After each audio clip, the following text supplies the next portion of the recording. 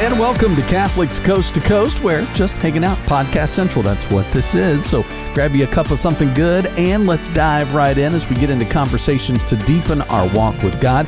I'm Ace McKay, always glad to be a part of this journey with you, because as we get into these, you find some of your favorite shows and definitely connect in a way that really you understand God so much that then you go out into the world sharing these podcasts, sharing your own story of faith, and then inspiring others to do the same. So as we do that, let's of course remind you, check it out at ewtn.com/podcast. As this week we're checking in with Living the Call. Deacon Charlie welcomes Daniel Harmon, who's the creator and showrunner for the hit animated series Tuttle Twins and also co-founder for Angel Studios. Now, what I love about this is Daniel shares his faith journey this week, but also in a life-changing mission that led to him being able to not only in a Christ-like service build his career through media, but also led to the creation of shows like The Chosen, Tuttle Twins, and then also Vid Angels. These projects are all something that are continuing to expound upon our Catholic beliefs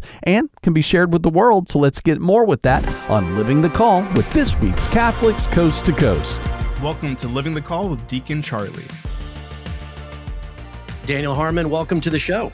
Thank you for having me on. How should I refer to you, like, formally? Well, that brings you right into the crux of things. You know what I mean? Because right into the beginning of the ecumenical dialogue, which I love. So, normally for Catholic clergy, whether they're deacons or priests or bishops, there's different titleage that gets assigned. Yeah. So for a bishop might be called either, Bishop Daniel, or they might be called Excellency. A priest is father. A deacon is just usually deacon. But with deacons, and we can get into this if you want, there's the most amount of misunderstanding and confusion. So I never complain when people call me either Charlie or deacon, or sometimes they call me father, and that's wrong. My policy has been, don't correct anybody. So just whatever they say is cool. You know what I mean? Is it ever Deacon Charlie, or is it just either Deacon or Charlie? Okay. No, it's Deacon Charlie is what it should be, what it ought to be. But sometimes people just say Charlie, or sometimes people will say father incorrectly because they see me at mass and I'm wearing vestments and they don't kind of get the nuance. I want to be respectful to it. So Deacon Charlie sounds great. Well, I appreciate that. It's actually part of a much more, a really interesting conversation, nothing to do with entertainment, which of course is what I think we'll probably dive into the most. But there's a ton of that order of the clergy was reinstated in the early 70s in this country. I mean, it's an ancient order. We see it in the book of Acts. Obviously, it's nothing new. It's from the very beginning of Christian history. But it had been essentially a stepping stone to the priesthood for the vast majority of the church's history. And it was recovered as a permanent order. So it's not invented. It was recovered as a permanent order after the Second Vatican Council. And since then, which in church ages, like 60 years is nothing, but since then, there's been just a lot of really honest questions, misunderstanding, like, what is this? What makes it different than the priest? How? So even other clergy, honestly, half the time are confused about the diaconate. So it's a particular area of interest of mine, obviously. But anyway, there's a rich vein of potential theological conversation there to explore. Yes. But anyway, great privilege to have you on, man. I've been looking forward to it. And for folks who any folks who may not know you just off the bat, you're creator, showrunner, executive producer of the Tuttle Twins. You're also a co-founder of what is now Angel Studios, and maybe we could talk a little bit of the chronology of how that came to be. And you've got this super interesting background that has led you to a bunch of different places. And so, it's really great to have you here. And particularly, you're the first LDS guest, by the way, that we've ever had on the show. So you're also breaking ground. So don't screw it up. Don't mess it up. Maybe don't use that word. Maybe don't mess it up. Right. Awesome. Well, that's actually a good question. So talk about that just real quick, because with the LDS, there's also some questions about terminology, and I know that I believe a previous one of the presidents of the LDS, talked about the word Mormon or Mormonism. Like, what is the right way to think about it? How should we think about it in the Catholic world? The right way to refer to us as members. I think saying that you're LDS is probably preferred at this point if you're going to use the shortened term. So for Latter-day Saints, so I'm a member of the Church of Jesus Christ of Latter-day Saints, and that's a giant mouthful, right? Sometimes we refer to it as I'm a member of the Church of Jesus Christ for a shorter version. But usually, the Latter-day Saint terminology is used to distinguish from the saints of the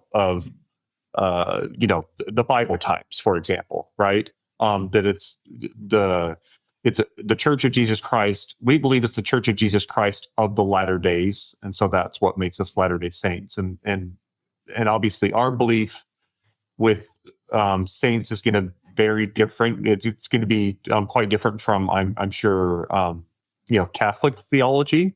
And so I don't know that we need to dive into any of that, but essentially a saint is someone that's just trying to follow Jesus Christ, right? It's someone that's trying to be a disciple of trying to be more like him, trying to live by his teachings. That's the way that we think of saints, not as any kind of perfect person or anything like that, as much as just someone that's trying to follow him and that is saved by Christ ultimately through his blood and in a relationship with him, if that makes sense. So yeah, for sure does. I mean, Mormon is the term that we're trying to overall get away from. I don't get offended when people call me Mormon. It doesn't it's not offensive in any way, but it's also nice, when people try to go out of their way of like, oh, how do you want to be referred to? Yeah, you're a Latter-day Saint or you're LDS. That's just fine. Or you're a member of the Church of Jesus Christ of Latter-day Saints if you want to be very, very technical with it. And that is nice to say because it is nice to bring Christ's name into it, which is very important to us. So, but I'll take any of it, to be honest. But just to give you a little bit of background there, in the past, the Mormon thing was used very derogatorily in the early days of the church. And then, and for those that don't know, the church was started in 1830. And so in the early pioneer days, they got referred to as Mormons for believing in the Book of Mormon. So we believe in the Bible. We believe it to be the Word of God, just like all of Christianity does. But we have additional books of Scripture. The Book of Mormon, just like the Old Testament it's a testament of Jesus Christ. The New Testament is a testament of Jesus Christ. The Book of Mormon is another testament of Jesus Christ. So they all kind of point to the same thing. So we have additional Scripture, but that's where the term Mormon came from. It kind of stuck for a while. The church embraced it for a while. Now for a time, they were like, you know what? Let's get away from the Mormon thing because it kind of sidesteps the name of Jesus Christ. And that's really where our focus is. It's not on Mormon. Our focus is on Jesus, our relationship with him. He's our Savior. He's our Redeemer. He will come again. The Mormon thing is interesting and it's relevant, but it is not ultimately the focus of our faith. And so that's why the move away from using the Mormon terminology has been a focus of like our lives are dedicated and focused on Jesus Christ himself. Yeah. And I think that kind of development, that's where there are some similarities. I know if you get super deep on the theological side, some of the differences start to show, but the development of ideas, the development of doctrine, the development of stances, positionings, those are things that are very well known in the Catholic world. And there's different emphasis. There's a different emphasis for what's true has always been true, but right. Our standpoint is the Holy Spirit emphasizes certain things at certain times for certain reasons. And so that idea of development and what still remains true and nevertheless is less emphasized is something that at least an informed Catholic ought to know and not be suspicious of. I know there's differences in the theology. Same for Latter-day Saints. They're very similar thinking in that way. Yeah, 100%. Well, how did a little bit about your background? I'd love for you to just share a bit of this journey. I'm particularly interested in how your faith has shown up in that journey and maybe inflection points along the way of like where you're like, hey, you did that kind of all in moment and decided, you're going to go into this. By way of example, my background in media has been really specific secular media for a long time, at big kind of blue chip secular media brands. And then for the last, 8-9 years, more in an independent capacity, very oriented to Catholic media and that kind of thing. And so my kind of all-in moment happened somewhere along that timeline where I was like, hey, I'm just going to dive into this thing. So with regard to those kind of moments of inflection, I'd love for you to share a little bit about that journey. And maybe we can kind of use that as a way to branch off into tributaries, including what you're up to now and Tuttle Twins and all that. And just so I understand your question clearly here, Deacon, is it specifically in my own sort of personal commitment to Christ, or specifically as it relates to my involvement in media and my career? Both. Okay. Again, right. Good. Hit it. Yeah. Yeah. Mm-hmm. So I grew up in Idaho in a family of 9 kids, very conservative family. We had a rule in the house that you were not allowed to watch PG-13 movies until you were 17.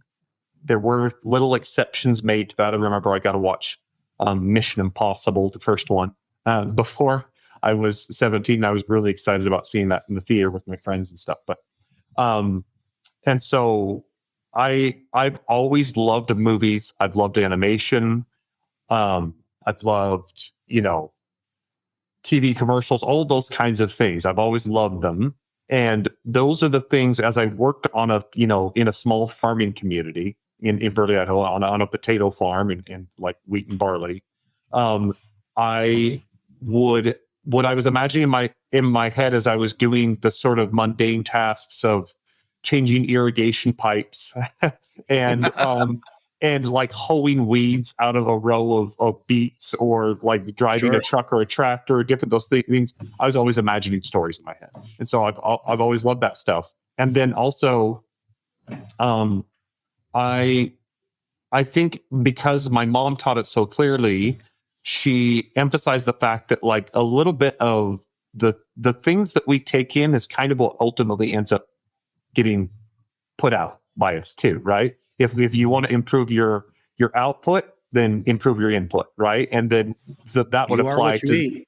Yeah, that's right. That applies to the things the media that we consume, right? And that there are types of media that can be offensive to the Holy Spirit, and to really pay attention to that. That like, oh, is God kind of whispering to you here? Kind of get out of this. Just turn this off. Don't watch that kind of thing. So she very much kind of taught that in our household. And I think I grew up kind of media sensitive from the get-go. Then when it came to my personal conversion, I've always had faith in God. I've always believed that He was there, and had personal sort of conversion in particular to the elements of my faith, things like a belief in not just the Bible, but in the Book of Mormon, and in what we would call a restored church. We believe in the Church of Jesus Christ of Latter-day Saints as Christ's restored church. And I went on a mission for my church at the age of 19. And one of the particular things that I remember where things started to cross over from, I have a natural inclination towards obedience. I like to, I like to go along and get along, and I always just wanted to do the right thing, right? Both with my parents, towards God, all those types of things. I went on a mission for my church, and then so it's a 2-year mission. You guys have probably seen missionaries running around with the white shirts, the ties, the plaques, all that stuff.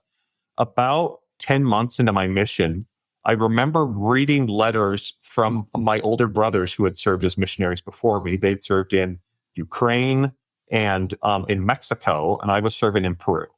And about 10 months in, I was pretty miserable. I was like, I remember their letters being like, this is the happiest time of my life. I've never been more happy than preaching the gospel of Jesus Christ to people, telling them that He died for their sins. Really helping them understand that if they follow Jesus, it can bring so much more joy and happiness into their lives, and just serving, right? This feels so great. I remember those kind of letters, and I was like, I'm doing all the same things they were doing, and I'm not having fun. Like, this this is really miserable. And as a missionary in the church, they give you 1 day a week as part of your schedule that they call a preparation day. So it's a day that you can like do your laundry, go get your grocery shopping done, and sort of just take care of more administrative things to like keep your life afloat, while the other days you're kind of focusing on going out and serving and teaching and talking to people and those kinds of things. And so on a particular preparation day, it's a precious time for us because it's also a day that like you get to go play soccer or basketball or do some different sports, some different fun things, right, that you don't normally do. Maybe write letters to the family or read letters, or there's a little bit more leisure time in it. By little, I do mean little. It's not much. But on a particular preparation day, I was kind of grappling with this question of like, why am I not happy? Why am I doing all these things? I'm being so obedient, doing all the things I'm supposed to be doing, and I'm not happy. And Can I ask you, Daniel? Yes. I'm sorry to interrupt you. Really quickly, Yes. as you begin to ask yourself that question about why am I not happy? Have you already asked or gotten thoughts from your brothers in other far-flung places or from anybody else about what it could be, or is this all just an internal kind of dialogue you're having with yourself? So this is 1999, right? And so it's the old mail system. There's no email. Back then, I shouldn't say that there's no email, but like Peru was really far behind from there's a third world country. I send a letter, I don't get a response usually for 8 weeks. So it's not that kind of a thing, right? Yeah, it's like a message in a bottle. My own. It's me and my companion, and like you're out in the middle of nowhere. It's very message in a bottle, like anyway. So I was just more remembering how happy they felt in their letters, and I'm like, I'm not experiencing that. What's going on? I sit down, I kneel down and I pray and I ask God, I'm like, what's going on? Why am I not happy? What am I supposed to? I'm doing everything I'm supposed to do. I'm working so hard. I'm being obedient, doing everything I'm supposed to do. Why is this not happening? And the thought comes to my mind: iron your companion's shirts, his white shirts. And I was like, that's stupid. I was seriously like, that's the dumbest thing I've ever heard. I'm like, hey, it's like preparation day, right? I'm not going to take my time to iron my companion's shirts. And I'm like, no, I want to be happy. What's the deal here? And then it just comes back to me: iron your companion's shirts. And I was just like, fine, I'll do it. I was desperate, so I didn't know anything else to do. I pull out the ironing board, I get up the iron, just tiny little apartment, like studio apartment in Peru. And in the mountains of Ayacucho, if anyone knows the area. And I just get out the iron. I start ironing his white shirts one after the other. He's like, Elder, you don't have to do that. So we call each other Elder, right? At the time, I was Elder Harmon. And Elder, you don't have to do that. And I'm like, no, I want to do this. And it's kind of a lie. I didn't want to do it, but I wanted to see what would happen if I did it. Sure, so I ironed one of his shirts, and we all have several. It's all we wear all week long, right? And so there's like, we each have like 6 or 7 of these shirts. And I iron one, and I iron another, nothing's happening. But then when I get to the 3rd and 4th shirt, the Holy Spirit enters my heart in a way that I hadn't felt in a while. And it was like, this is what it's about. This is what it's beautiful. About. Yeah. You've been so focused on what you're doing, your obedience, and you doing the right thing. You forgot your calling is to serve others. And from that moment on, I felt this shift, and I wasn't actually doing anything different that I was doing. I was still working. I was still being obedient. I was doing, quote unquote, doing all the things I was supposed to do. But my focus had shifted on what I wanted other people to get out of it, rather than what I wanted to get out of it. I was focused on serving them.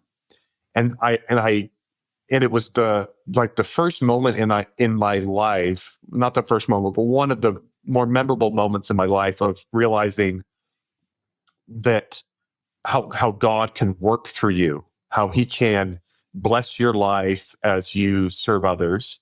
And that ultimately Jesus teaching that when you lose your life in the service of others, you find it, right? You find it 100%.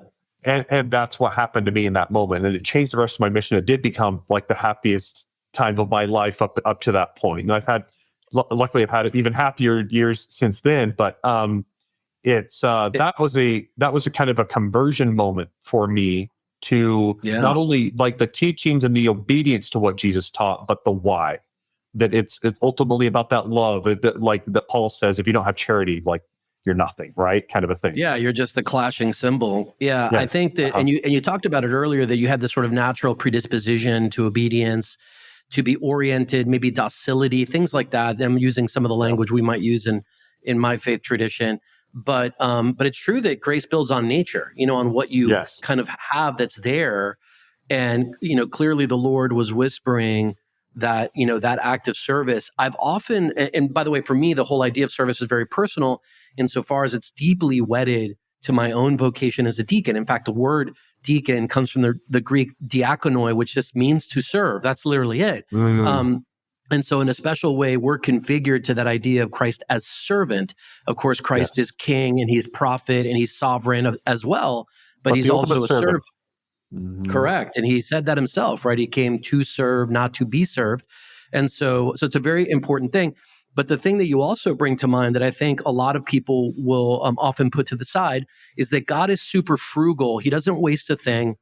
And it's always a two-way street. So in our serving, it's almost like the two ends of the circuit connecting, right? When you actually serve, you think it's just you're doing one thing and you're doing a good for somebody else, and you are. But God's not going to waste that. He's going to use that to form and connect the circuit to fill you in a way where you're better able to discover who you really are, right? Yes. So it's just this really amazing thing. And I learned this early myself in my own ministry, is like going out and whatever, serving the homeless or doing whatever. It's like, yeah, it's good that you're doing that. But there was a moment where I thought, like, the good is me bringing this good to them. And I had completely missed the idea that I would come home and half the time would be like, no, wait a minute. Like, this whole thing was actually for me. Like, I completely missed it. And then I felt like better equipped and formed and filled as a result of having done that, because God had kind of connected that circuit. Yes. It's that great, like, again, it's the irony of losing yourself and finding yourself, that ultimately when you go and do the serving, you think you're blessing somebody else, but the real blessing is actually given to you, Yeah, preach it. Okay, so you're in Peru, by the way. I've spent a lot of time in Peru. How's your Spanish still? Did you lose it or you keep it? Está bien. Más o menos, ya. Hace más que 20 años que casi no hablo, pero todavía está. Pero hablas súper bien. Which, by the way, this is testament to the fact that immersion is the best way to learn a language, because I worked a lot with LDS folks in the entertainment industry, and man, they kept that language from that mission trip of a couple of years far and long, whether it's Spanish or Ukrainian or Russian or whatever. So anyway, but you're in Peru, you're having this moment, then you are in these shirts, you have this sort of realization, a moment of this really kind of indwelling of the Holy Spirit. And you're like, okay, now I sort of get it. You were at that moment in the story when I interrupted you. What happens next? No, yeah. So, I mean, after that, I finished, again, just continued to do as I was doing as a missionary, serving, working, teaching, but enjoyed it much more the rest of the time and found so much more purpose in it. And then coming back, it was interesting. On my mission, one of my companions late at night once asked me, what do you want to do after the mission? That's the question that comes up. Like, what do you want to do? And I thought to myself, man, what do I want to do? And it was the first time I was like, you know what? There was that movie Toy Story I watched before I left on my mission. I was like, I think it'd be really cool to do animation, to work in media in that way. And like, that was just the first thing that came to mind, because I'd always imagined those stories. I'd had a real imprint on me from things like Star Wars, Indiana Jones, and very like kind of keystone popular culture type things, and the Disney animation.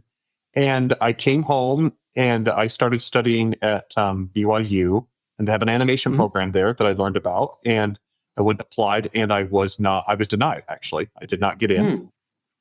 They asked me to reapply, because apparently I was like teetering on the edge.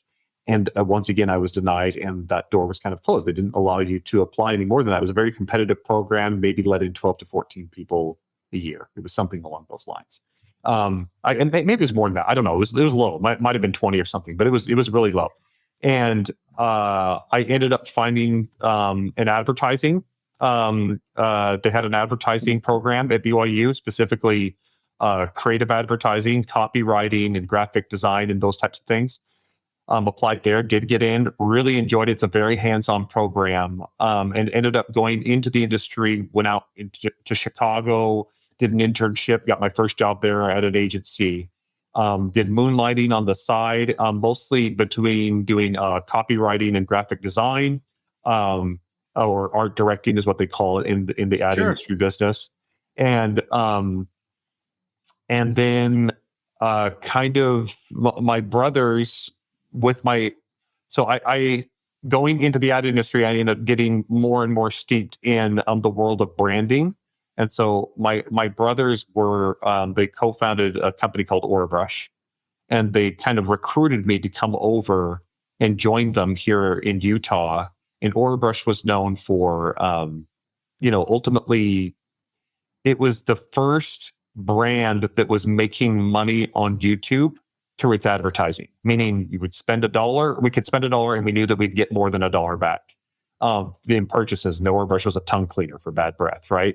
And so I came and joined that company, and we started making, we started doing video, like literally we were releasing videos once a week on YouTube, and started learning my storytelling chops through that, and got further and further along. Eventually, Orabrush, we left Orabrush to do the Poopery project. I don't know if you remember the girls don't poop ad, where she swings open the stall and starts talking very graphically about her number twos and needing a That's product a genius like campaign.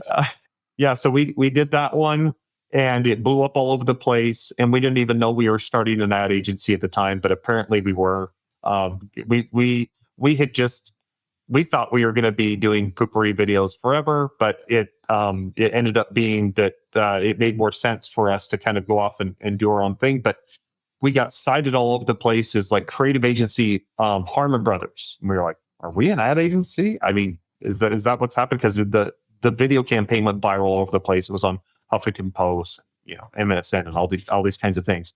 And I guess we're an agency. We technically did some work for a client's marketing campaign material for a client. Yeah, we were in. And then one thing led to another. Then came like Squatty Potty with the pooping unicorn and the ice cream. And then we did, Purple Mattress, and then like Lumi deodorant, and Fiber Fix, Camp Chef, and just on and all on. Of these kind of like different viral hits. Viral By the way, successes, we have that in common too, because what I did at Disney and Univision and places like that principally was run the advertising sales organizations. So we would work with creative and media agencies all the time. So we have a little bit of that overlap.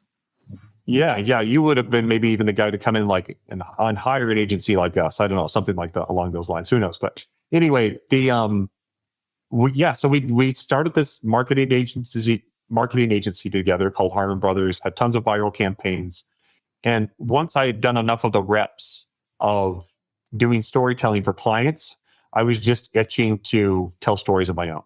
And so, at the same time we started Harmon Brothers, we co-founded a little company called VidAngel. I remember. But you were asking specifically about like how this applies to like my relationship with. Go ahead. Yeah. I was going to say even that though. So just stick on the agency thing for a second though. How is like you're with your brothers? Your brothers have obviously very similar backgrounds from a faith standpoint, I'm assuming, right? Or was there any variance there? Okay. All right. So by and large the same. Yep. Mm-hmm.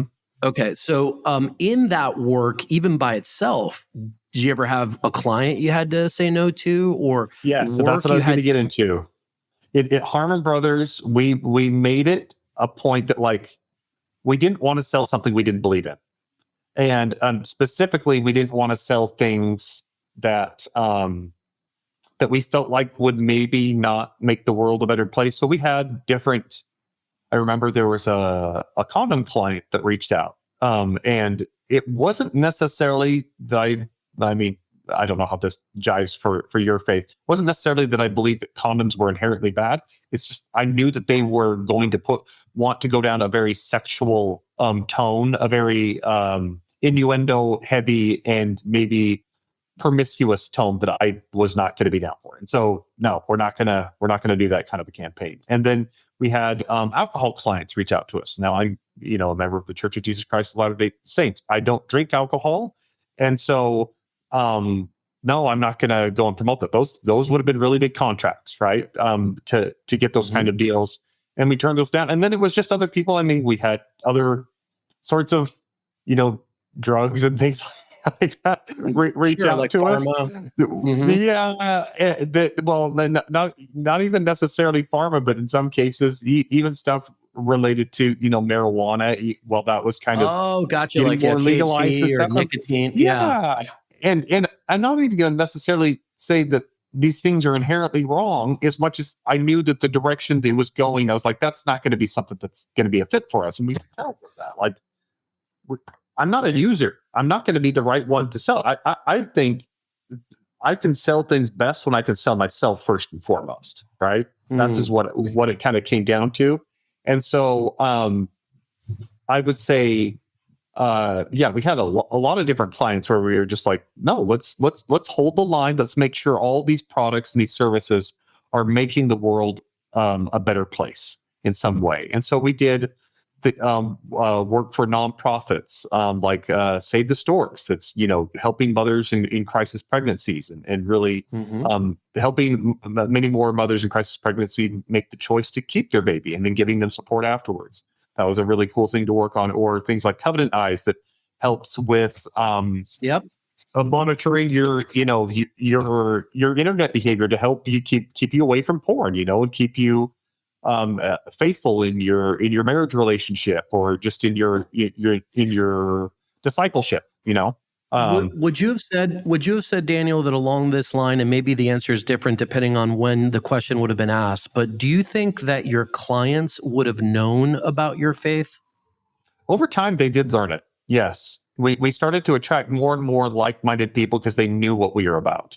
That we knew our motto was, let's share better stories. And that needs to be, we're going to share stories that make the better world a place. We want to share it better than we've done in the past, better than what our clients are able to do themselves when they're coming in and hire us to do a service. We better be able to perform that way. Like all these kind of things, we wanted to do it for the products and service that would ultimately result in the betterment of the world. And that was kind of our guiding star with that. And we knew we didn't want to ultimately just do things because we could turn a buck. Turning down lucrative clients that didn't quite line with values, but it birthed into projects with VidAngel and Tuttle Twins and The Chosen. Easy stuff that you can find out more in the conversation with Living the Call. As we continue, always easy to find this and subscribe if you prefer your platform of choice. Just look for Living the Call or go to EWTN.com/podcast.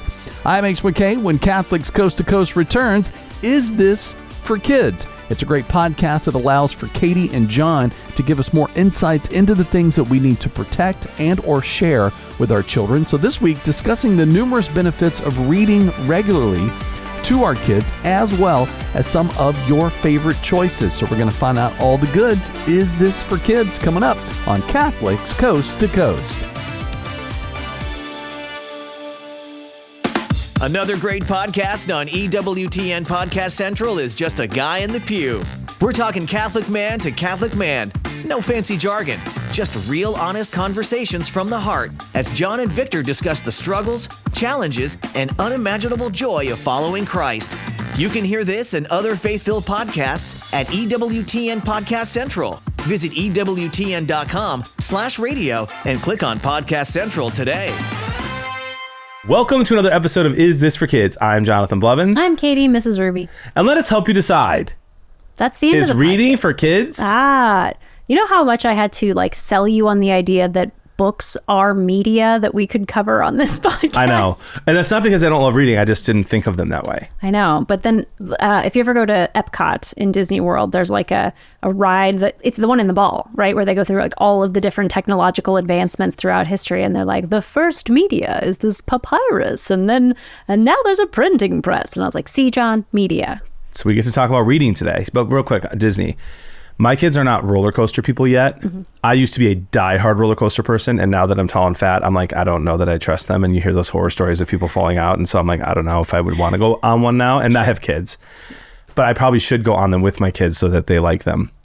Could we go to Disney as a family if we're not going to ride rides? Like, would it still be fun for them? Disney World rides there are very few roller coasters. Like Thunder Mountain Railroad is a roller coaster, and Space Mountain is a roller coaster. But for the most part, it is like kind of slow moving rides that go through different scenery and look at different things. Really? Very few of the rides are like scary. Like there's a drop ride, the Tower of Terror, that's not a roller coaster, it's dropping. Yep. But most of the rides are not roller coasters by any means. Oh, that's good to know. Yeah, they're on tracks. One day we shall take the children. Yeah, like even the now Tiana's Bayou used to be Splash Mountain, just has the one whoosh, and then the rest of it is just like slow moving through Cool like stuff. storybook. Like you're watching things. Pirates of the Caribbean is just watching scenes of pirates as you go through it. Does it feel like you're actually there? Yeah, they make the smells and everything. Okay, that'll be cool. Yeah, I'm there's excited. one that's really cool that's in the Animal Kingdom thing. This is not sponsored unless you want to sponsor Disney, because I will go for free.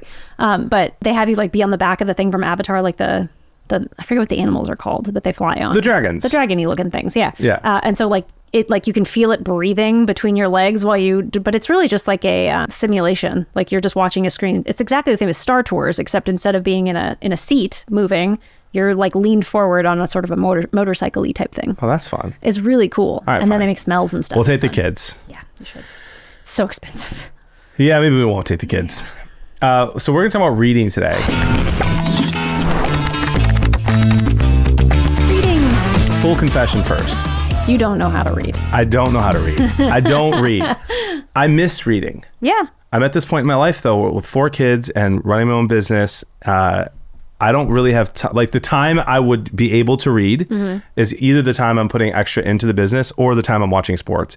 And I'm unwilling to give up watching sports for reading. And so I find myself only ever reading to the kids. Yeah. And never reading things for my own enjoyment. Statistically, the average American reads 1 book a year. So if you get 1 done per year, you're doing better. But than I'm most reading adults. I'm reading 50 books a day See, you're doing great. to my kids. But I mean, Hop on Pop is a little bit different. But yeah, it's not common. People are not big readers anymore. Do you consider audiobooks the same as reading? I do. I do too. I do. Yeah, because I'm in the same boat as you. Like I'm self-employed. I do all of my stuff all the time, and I'm also primarily a stay-at-home mom to 5 kids. So I'm constantly in the car driving people back and forth. Yeah. So because I spend so much time in the car, I just have a ton of audiobooks, and I've listened to a lot of audiobooks. Yeah, I will say I think that it's the same. I'm not going to say it's the same because there's people out there who are like, you need the paper. I totally understand that. And if you're passionate about that, that's fine. Yeah. But you can have a full conversation with someone who read a book if you listened to it. Yeah. You know what I mean? Exactly. So nothing wrong with it, I don't think. Yeah, it's and a that's how I've been listening to books too. Like for the only books I've read at all the last few years are when I'm walking and I'm listening to them. Yeah. I had a professor in college, and I majored in English literature, but my Shakespeare professor, which was a required class you had to take to get the English degree, was Shakespeare, was very adamant that like reading Shakespeare is an abomination. You shouldn't be doing it. These are plays. You're meant to hear it acted out. You're supposed to see things at the same time. There's stage directions. It is unreasonable for you to be reading Shakespeare. And like having heard that is like what sits in the back of my mind when I think of audiobooks. Like this was meant to be a little bit more like you're meant to do the voices. You're meant to have that kind of a thing. So I think audiobooks are great. Confession, I don't do the voices when I read to my kids. What? Not a lot. Oh. I know. I'm heartbroken. There's a lot of different characters. We'll get into it. So my first question for you is how often do you read to your kids? You have some older kids, but you've got some younger kids as well. Yeah. So before my kids are capable of reading for themselves, I generally read at least 1 book to them every single day. So for right now, because my youngest is 5, she's the only one that gets read to anymore. My 11-year-old doesn't really sit still for that kind of thing. My 17-year-old, it would be a little bit weird. But like when we did homeschool, we did a lot of read alouds for homeschool type stuff. But for little kids, 1 a day at least. Yeah, I'm with you there. I know that it's good to read to your kids when before they even know what's going on. I'm not great at that though. I'm really like helpful as a dad to a baby under the age of 1.5. Like I'll do whatever I have to do. I'll hold the baby, I'll feed the baby, I'll put the baby to sleep or whatever, change diapers. That's all fine. But I just kind of find them mostly boring at that stage. Very few political opinions. Very what? They have very few political Yeah. opinions. Like they're never going to. And they're just like, they're crabby and What do you think of fiat currency? And they're like, well, Nixon and the gold standard. Exactly. And they just like get into everything, and it's just kind of like Jody loves it. So thank God. But I don't. Not a fan. As soon as they're able to sit and like go through a book, even if it's like one of those books that just makes sounds and stuff, then I'm all in. Like that's when I become super dad for the rest of their lives. And so my youngest is 1, and he's almost that age where he'll be able to start like letting me actually read him books and sit still for a little bit. But once they hit that age, I'm the same as you. Like read as often as they want, way more reading than screen time in our house. And I think it's unbelievably important. I found this study that research found that young children whose parents read to them daily, so good job, have been exposed to at least 290,000 more words by the time they enter kindergarten. Yep. Than the kids who aren't read to regularly. And depending on how much daily reading the kids get, that number can go up to over 1 million words. Mm-hmm. That's crazy to think about. It's amazing. It's unreal. So with the kids, I've got 11, 9, 6, and 1. And I have read Chronicles of Narnia already to the older boys. Yeah. The whole thing. They loved it. Harry Potter 1 through 5. Yep. This summer. You got all the way to 5? Yeah, we finished 5. Dark. I know. And 6 and 7 are darker. I think 5 is the darkest. Great. This summer we're planning on doing 6 and 7. Yeah. And the reason, but the reason we're doing it too is because my kids are reading it. They're reading 1 through 5 on their own over and over and over and over right now. Mm-hmm. And I'm like, okay, if they're going to keep reading the same thing over and over, I'd rather just like get 6 and 7 done, and they can at least be done and maybe read other stuff. And they do. They read. My kids read all day long. It's ridiculous. And then I'll talk about Green Ember and another book series as well that reads them. But like it's my favorite thing that we do. Mm-hmm. You get snuggle time. Like you're into the story. They can ask questions, but I don't do the voices because Harry Potter, there's like 1 million voices. You know what I mean? I can't do a different voice for everyone. Lord of the Rings, same thing. I did do Smeagol though. I always did the voices. I did do Smeagol. I'm a big fan of the voices. Trust. I was recently not bad. I was recently asked to MC a book launch. My friend Caitlin Fascista wrote a book about the Lord of the Rings. You should definitely check it out. It's called Into the Heart of Middle Earth. But she had me do it because her priest, who would have done it for her, constantly does a Smeagol impression. And she was like, it will drive everyone crazy. That would be me. It was really funny. He was there, though. Shout out Father Shockley. Schmeagol was there? Father Shockley, who does Schmeagol impressions. Yeah. Oh, gotcha. Yeah. I love it. It's like my favorite time. And for us, like one thing that I've noticed recently in starting Green Ember, so my Zachary, who's 9, is obsessed. They're both, my oldest, obsessed with Harry Potter. And we started reading Green Ember, and my oldest, who's 11, was like, I don't really want to read Green Ember. And so it's just a me and Zach thing. Yeah. It makes me sad because it's not because he doesn't want to, like when read with us, like when I read Harry Potter 6, he'll be there and we'll read the whole thing. But Zach thinks that Green Ember is the greatest book ever. And he will choose reading with me over watching the Pistons, over watching the Red Wings. If I gave him the opportunity to do it over watching the Lions, he probably would.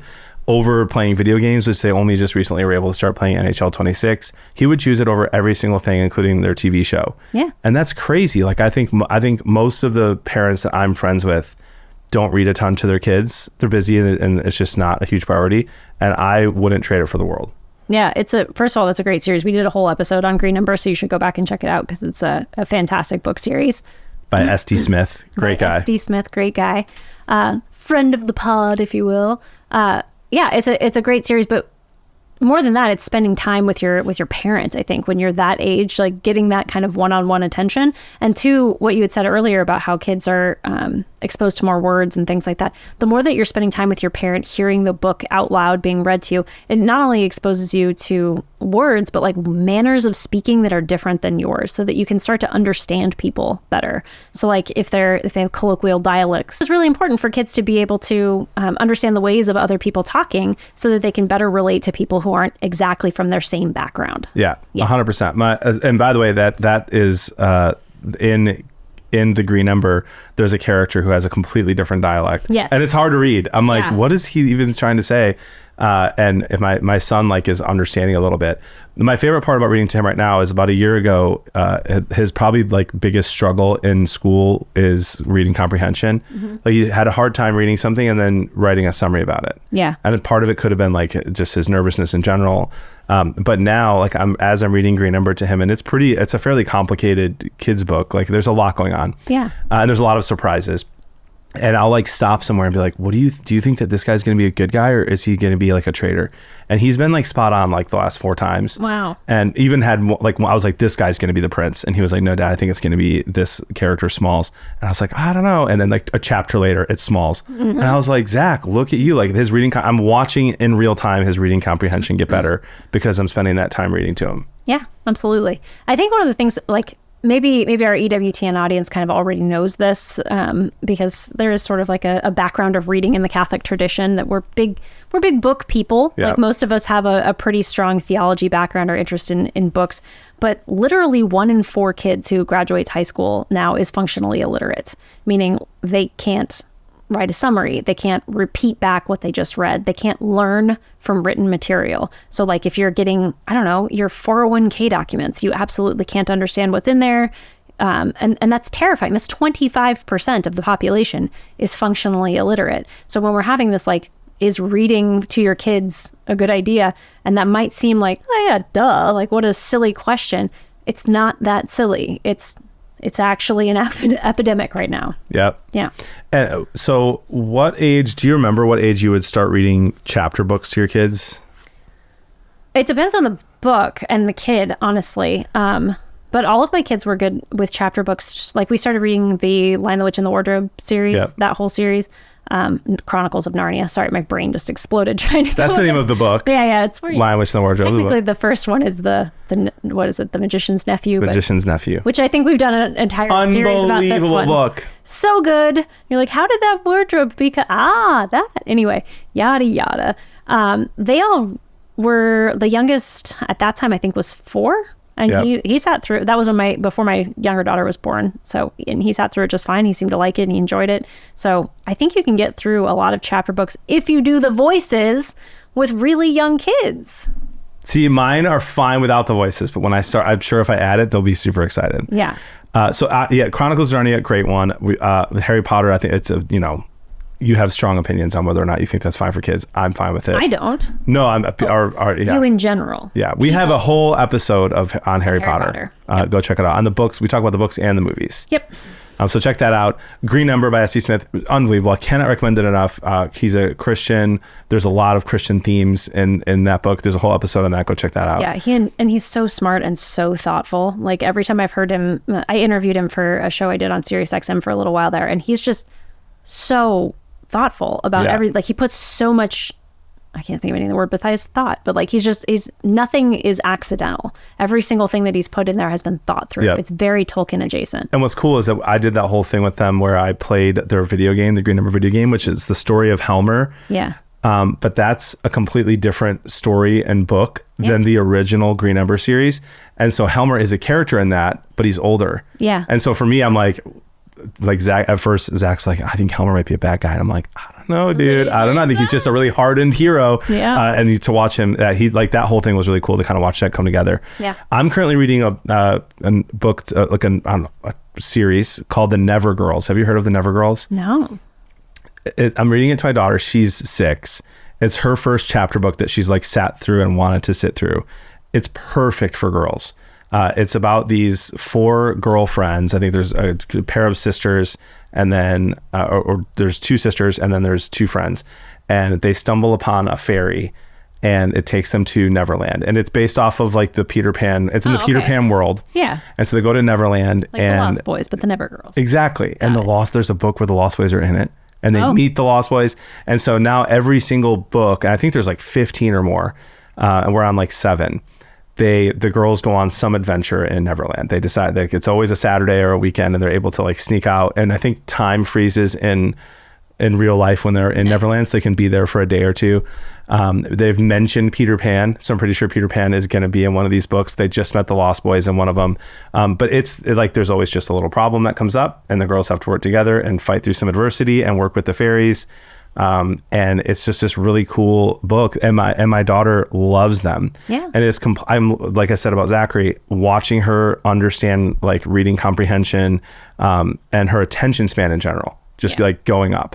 And I wouldn't trade her for anything. And it's so sweet. She'll just like, I'll be watching a sports game at 3:00 on a Saturday, and she'll just grab one of the books and just like lay it on my lap and I'm like, all right, let's go back to the room and snuggle up and read a book. It's the best. Yeah. Highly recommend reading to your kids. It is so much an antidote to the social media thing that like the algorithm causes decreased attention span. It's the antidote to that. You can sit there and do it together for longer periods of time. I have a girl book recommendation, but mine's for younger girls. Well, I have a younger girl. Yes. Well, it's I mean it is a chapter book, so to speak, but so it's a saint book. You can separate out. You don't have to read it in order or anything like that. But actually, all the books I'm going to recommend today are from Word on Fire. Their new votive series, which is not a sponsored thing, but they're actually doing something super, super cool over there, and I want to make sure that people are checking them out. This is by Fabiola Garza, The Princesses of Heaven. And she's got, like, if you look at the front of it, it's very pink. It's very, and like the first one is the flowers, so like they get the different types of saints based on what kind of thing they have going. So you've got your Lily of the Mohawks and you've got your little flower in here, and it tells you the stories of these different saints. But the illustrations, the drawings are bright and colorful, the kind of thing that attracts young girls' attentions, and it speaks about them kind of like an adventure story, but not. A lot of times we try to make girl stories a little bit more boyish, maybe because you're trying to get them to play nicely together. I'm not really sure, but it really leans into the girlishness, the princessness of the whole thing, which is kind of cool. Cause I think a lot of times our girls separate holiness from like the Disney princess type aspect of it. And really, no, those should be your girls that you're looking up to. And originally with your Disney princesses, like we were talking about people who were, kind and virtuous and chaste and things like that. So it's not a huge leap, but it's a really well done book. So there you go. Okay. I will be reading that to the daughter. Do you have more of them, or am I going all of mine right now? You're doing all of yours. Oh, cool. So for boys, same Word on Fire. The Hardy Boys. Oh, just kidding. That too. That's also great. And what is that, Encyclopedia Brown? But I wasn't thinking about that, but those are cool. But actually Word on Fire put out one called Past Watchful Dragons. And these are actually Bible stories that have been rewritten, like they're about sins, but the sins are dragons. And so it's like that very, do you remember when we did Firebreaker, the podcast? Yeah. It's very much like that where you're telling this story as if you're defeating this dragon. It's this very knight in shining armor kind of a thing, but it's actually overcoming sin in different ways. And it's retelling stories from the Bible in a way that's not that the Bible's not fun, but it's not necessarily fun for a 10-year-old boy. Right. And Past Watchful Dragons is going to be like Zachary's going to love that one. Okay. It's absolutely great. That one's by Rose John Scheffler. And then last, if you're looking for a good kids Bible, the one that they just made is actually the best one I've seen so far. It's called The Story of All Stories by Emily Stimson Chapman. The illustrations are beautiful, just so beautiful, these illustrations. But what's really cool is they have it's just like it's a children's Bible. So you have each Bible story, but then at the end, there's these like questions and things to have you look forward to. Like if you're in the Old Testament, you're going to look forward to how this story of Job impacts Christ later, and how Christ goes back and forth. So that sort of the way that the readings are set up in mass, so that you can see that this from the Old Testament really is related to this from the New Testament. They have all those connections made for you at the end of the book, so you don't have to be a Bible scholar. If you're a new Catholic, a new Christian, or even just a standard issue, Catholic in the pews who's not great at theology, you can still read this to your kid every night and make those theological connections with them without needing to be the smartest person in the entire world. Emily apparently is smarter than all of us and is already taking care of it. Thanks, Emily. You're the best. But the pictures are great. And my daughter, she got sent a copy of the book, and it's her favorite thing in the entire world. Like, she asks us to read it with her. She'll sit in bed and read her Bible, but she's just looking at pictures. But it's engaging and beautiful and wonderful. That's awesome. Yeah. You can, if you're actually watching this episode on EWTN, you can buy The Story of All Stories right there at EWTNreligiouscatalog.com. Oh, really? That's awesome. How fun is that? I know. That's so cool. I bet you could find all of them on there. I wouldn't be surprised, but yeah, they're very, very awesome books that Catholics are putting out. You mentioned Green Ember, which is a Christian book, and it has incredibly Catholic themes, but like these are being put out by our Catholic apostolates, and we really want to support that work. Yep. Yeah. It's like J.R.R. Tolkien. What? He's Catholic too. Yes. Lord of the Rings. Yes, but Hobbit. It's not. Yeah. Yes. Read it to the kids. It was Let not them cry when the I forget his name, but the dwarf dies in Hobbit. Hey, there's a ton of books for us to go through as parents. Let's keep reading I'm Jonathan Blevins. I'm Katie, Mrs. Ruby. Let's help you decide. Is this for kids? Great selections and reasons why to read more to our kiddos. That's great stuff from Is This for Kids? You can find it at EWTN.com/podcast, or as we affectionately call it, Podcast Central, or subscribe wherever you like. That way you don't miss what's to come. I'm Ace McKay. Going to bow out. Enjoy the rest of your weekend, and remember to let God define who you are, and I'll see you again with Catholics Coast to Coast.